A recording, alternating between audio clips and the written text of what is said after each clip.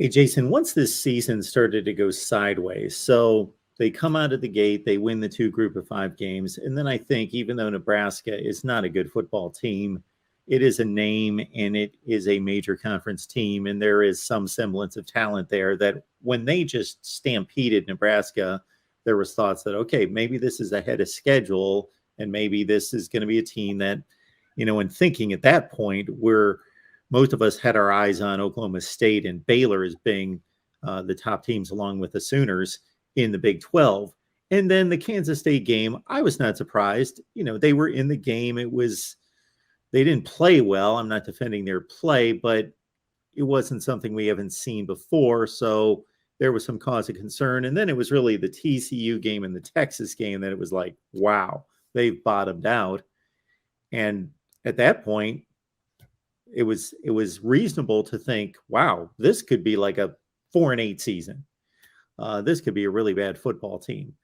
And they corrected it since then. Sure, they dropped a game against Baylor, but it was a competitive game. And sure, they're not anything close to preseason expectations, but they kind of stabilized things. And at least they're giving an effort every week and they're showing up for these games in a deep Big 12.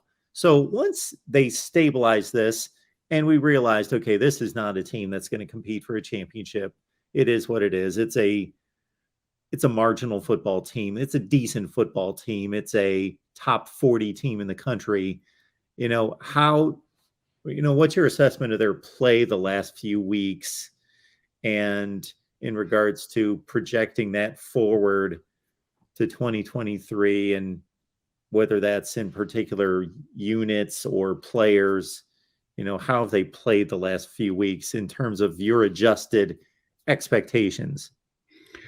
Yeah, I think it's interesting, Mark, in a lot of ways because as you mentioned, the first part of the season when even throw the TCU, the TCU and I guess throw the Texas game out because that was just a barrage of injuries and just defense playing really bad at the point. But I think the TCU game for me was like, okay, this team isn't quite as good as we thought that they would be or could be coming into the season. But I think the last half, to your point, these last few games is I think the one thing that's interesting to me is that I think what you're excited about, I think, is the team hasn't completely quit.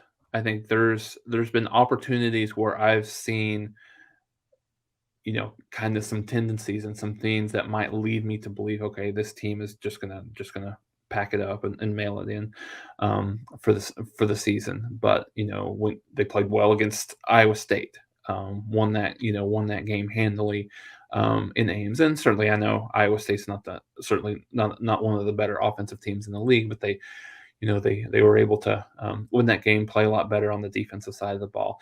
And so I think, Mark, the issue is this team has not been able to play complementary football. I mean, for a full game all year long, and particularly the last half when the offense plays well, it seems like the defense doesn't play quite as well. To your point about the Baylor game, offense was pretty consistent throughout the game. Defense couldn't get any stops, particularly late in that game. And then you look at the West Virginia game. Again, the defense was better. Only gave up 23 points in that game. Offense couldn't get anything going. And then last week against Oklahoma State, just one of the most bizarre games. I don't know if I've ever seen a team dominate to the level that they were dominating in the first quarter and basically do nothing I the was rest just going to of ask the you game. about that. Um, 28 points in the first quarter and nothing. Yeah, and so that's again, the defense was on the field, Mark, for 102 plays in that game, and so to continue to hold Oklahoma, and I remember, and I mentioned this, Sanders isn't completely healthy, and he gave Oklahoma, 4 turnovers in that game, and I don't think they're not able to run the ball well, and these types of things. So you take it with a grain of salt, but still, you're on the field for 102 plays and you only give up 13 points. That's pretty good. But the offense, Mark, was just horrible in the second. Really, in the I mean, all the way through the second quarter to the fourth quarter. But I think even more particular the second half. And so I think there's a lot of things that contributed to this. I think there was a little bit of relief. Hey, we're up 28 to nothing. We can coast. Dylan Gabriel in the second half was about as bad as any quarterback I've ever seen play in an Oklahoma uniform in quite some time. He was 1 for 13 in the second half.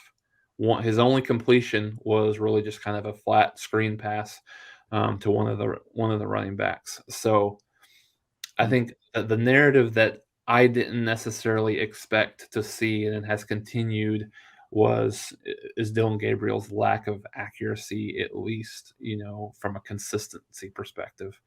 So, I mean, I think, that and then there's some other things, Mark. I mean, I think Jeff Lebby didn't do himself any favors. Oklahoma plays fast. He runs that offense that's going to snap the ball quick. But I think he threw the ball a lot more in the fourth quarter than he should have. They were running plays. They're up 28 to 13, and they're snapping plays in the fourth quarter with 17, 18 seconds on the play clock. And so they didn't do themselves any favors from that perspective. They kind of abandoned the running game to a certain degree. So I think it was a combination of a lot of things that kind of caused that to happen. But I think there was a lot of thoughts, and at least for me, that Dylan Gabriel would come back to this team next year. They've got Jackson Arnold coming in as one of the best quarterbacks in the country. It would be an opportunity for Arnold to just learn from Gabriel before maybe he gets the nod the next year. But I think we're going to see assuming Gabriel comes back. I don't know why he wouldn't at this point, but assuming he comes back, I think you have a very, very even, kind of a 50-50 point of a quarterback competition coming into the spring and fall next year, where Jackson Arnold, the talent that he has, could can certainly be enough outside of his lack of experience to overtake Gabriel, because Gabriel has obviously a lot of experience in the offense and things like that, but um, he was the consistency thing has been a struggle. And we this is one thing that we talked about at the beginning of the year, Mark, where when you have kids that transfer from whether it be an FCS school to an FBS school, or you have kids that transfer at the quarterback position from a non-Power Five conference to a Power Five conference, and the speed and um, the athleticism on the defensive side of the ball is certainly better at the Big 12 level than it is